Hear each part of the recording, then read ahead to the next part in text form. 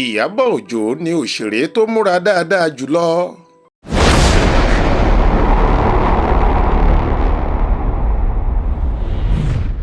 Bí wọ́n bá béèrè ọmọ tí wọ́n ń sọ ọmọ tó ta lẹ́nu lásìkò yìí, ẹnìkan tí ọ̀pọ̀ ń kí kú oríire fún ti ẹwà àti oge ṣíṣe tó péjú owó tí ìmúra àti ìwọṣọ rẹ̀ sì jáwó gẹ́gẹ́ bí àṣà tó gbòde ní gbajúmọ̀ òṣèrébìnrin onítíátà tọ́rọ̀ dá ṣáká lẹ́nu rẹ̀ ní Iyabọ Òjó.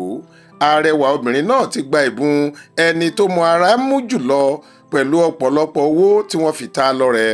Òṣèrébìnrin ẹlẹgbẹ́ rẹ̀ kan tóun náà gbajúmọ̀ dáadáa àmọ́ tó jẹ́ eré elédè òyìnbó ló máa ń ṣe ní tiẹ̀, Òmónì Òbolì ló kéde orúkọ Iyabọ Òjó láṣàlẹ̀ ọjọ́ Ẹtì Friday ọ̀sẹ̀ yìí gẹ́gẹ́ bí òṣèré tí ìmúra rẹ̀ fakọyọ jùlọ níbi ayẹyẹ àfihàn fíìmù rẹ̀ tuntun tí wọ́n pe àkọlé rẹ̀ ní Wives on Strike: The Uprising. Lórí ìkànnì Instagram rẹ̀ tó gbé ìkéde náà sí, Òbólì gbé àwòrán Iyabọ Òjó tó wọ aṣọ táwọn eléèbó ń pè ní gown síbẹ̀.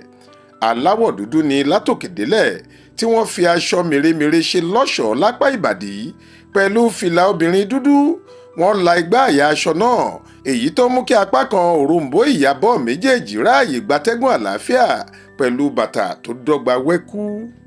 Lábẹ́ fọ́tò náà, Òbólì ṣàlàyé pé àwọn afàṣọdára ilẹ̀ Nàìjíríà ti ṣe bẹbẹ o. Iyabọ Òjó ló jáwé olúborí ẹni tí ìmúra rẹ̀ dára jùlọ ní ìpele tàwọn obìnrin.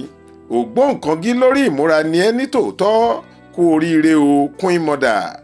Ó fi oyin sí ayẹyẹ àfihàn fíìmù wa lọ́nà tó ṣàrà ọ̀tọ̀. Yàtọ̀ sí àwọn olólùfẹ́ Òbólì àti Iyabọ tí wọ́n kọ onírúurú ọ̀rọ̀ oríyìn àti àpọ́nlé láti bá Iyabọ Òjó yọ ayọ̀ àmì ẹ̀yẹ yìí, àwọn onítìátà ẹlẹgbẹ́ rẹ̀ náà kò gbẹ́yìn. Ọ̀pọ̀ nínú wọn ni wọ́n kọ ọ̀rọ̀ ìmọrírì, àwọn kan kò sì kọ ọ̀rọ̀ lásán, wọ́n tún gbé àmì ìfẹ́ àti àpọ́nlé sábẹ́ orúkọ wọn, wọ́n sì ṣe àmì láti fi hàn pé Iyabọ làwọn darí gbogbo ẹ̀ sí. Iyabọ Òjó náà ti fèsì sí ọ̀rọ̀ yìí, ó fi ìmọrírì rẹ̀ hàn nínú ọ̀rọ̀ kan tó kọ sórí Instagram náà. Ó ní, ó mú inú mi dùn jọjọ bí ẹ ṣe bùkún mi lọ́nà yìí tí ẹ sì mọyì mi o. Bákan náà ni Òbólì tún kéde àwọn míì tí wọ́n gba oríṣiríṣi ẹ̀bùn lọ́jọ́ àfihàn sinimá ọ̀hún. Faith Adébọ́lá ló kàròyìn yìí fún Ìta Fàájì.